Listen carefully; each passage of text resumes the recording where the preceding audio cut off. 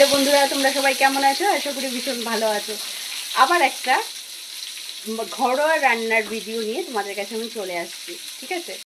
গরমের জন্য ভীষণ উপকারী একটা খাবার রান্না করছি, সেটা হলো কড়াইতে ফোড়ন দিয়েছিলাম 5 ফোড়ন, তার ভিতরে সজনে ডাঁটা, আলু, উচ্ছে আর কুমড়ো দিয়ে একটা চচ্চড়ি বানালাম।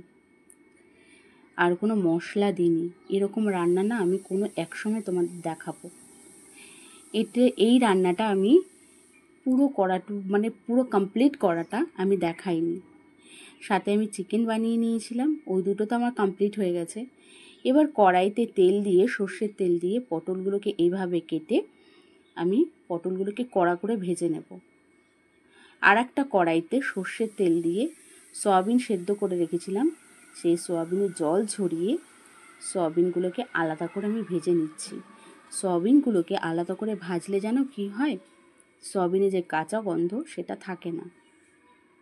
তো এই রান্নাটা আমি পুরোপুরি নিরামিষ করব, সেই জন্য সয়াবিনগুলোকে আমি একটু কড়া করে ভেজে নেব। সত্যি বিশ্বাস করো, এই রান্নাটা এতটা ভালো হয় খেতে, খুব ভালো লাগে।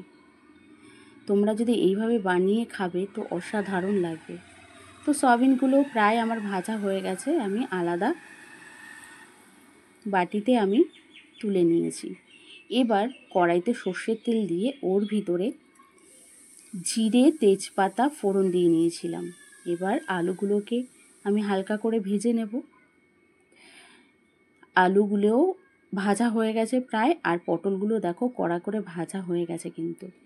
এবার মশলাগুলো, যে মশলাটা আমি করে রেখেছিলাম, জিরে, আদা আর টমেটো বাটা, সেই মশলাটাকে আমি দিয়ে নিয়েছিলাম। এর ভিতরে নুন, হলুদ সব কিন্তু একবারে আমি মিক্স করে নিয়েছিলাম। সেই মশলাগুলোকে দিয়ে নিলাম, দিয়ে একটু নাড়িয়ে চাড়িয়ে নিয়েছি। এবার সয়াবিন আর পটল ভাজা করেছিলাম, সেই ভাজাটা একবারে আমি দিয়ে কষিয়ে নেব। কালারের জন্য কিন্তু আমি দিয়েছিলাম কাশ্মীরি লঙ্কার গুঁড়ো। তো একটু নাড়িয়ে চাড়িয়ে ভালো করে একটু কষিয়ে নেব। এতটা দারুণ হয় ঠিকভাবে রান্না করলে, অসাধারণ লাগে। আর একটা কাজ করেছিলাম, সেটা কি জানো? এটা হলো কিন্তু দুধ ফ্রিজে রেখে দিয়েছিলাম, ডিপের ভিতরে রেখেছিলাম। সেই দুধটা না প্যাকেটের ভিতরে পুরো এরকম আইস হয়ে গেছে। তো যাই হোক, এটা আমি দিয়ে ভালো করে কষিয়ে নেব। অসাধারণ হয়েছিল দুধটা দেওয়াতে, মানে আর একটু দারুণ একটা ফ্লেভার চলে এসেছিলো। তো দুধটা আমার এর ভিতরে দিয়েছি, কষানোটাও হয়ে যাবে, বেশ একটা সুন্দর একটা স্মেল বেরোয় দুধে। ব্যাস, আমার দুধটা দেখো গলে গেছে, বোঝা যাচ্ছে আমি যে দুধ দিয়েছি না বরফ দিয়েছি। আর একটু ঘি দিলাম, ঘি দিয়ে নাড়িয়ে চাড়িয়ে নেব। আমার কষানো কিন্তু প্রায় রেডি। এবার কি করব, আর একটু কষিয়ে নিয়ে তারপর আমি জল অ্যাড করব। ঘিটাও দিয়েছিলাম, ঘিয়ের একটা ফ্লেভার থাকে।